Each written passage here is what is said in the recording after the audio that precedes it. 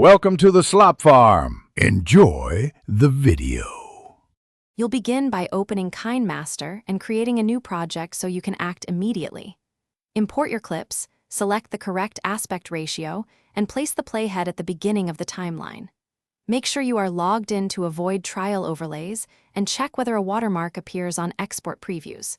If you see a watermark now, proceed. This confirms the app's watermark setting is active. Once done, switch to Track Controls to prepare for watermark removal steps. You'll now address the watermark directly. First, inspect Export Settings. Kinemaster sometimes offers a toggle to disable the watermark for paid accounts, so make sure you check that option.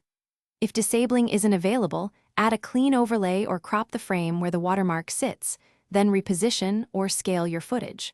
Alternatively, place a small sticker or blur on the watermark.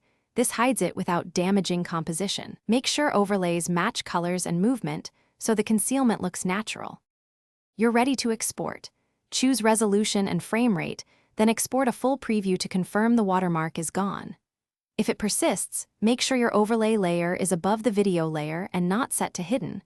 Also verify you exported the final composition rather than a cached preview.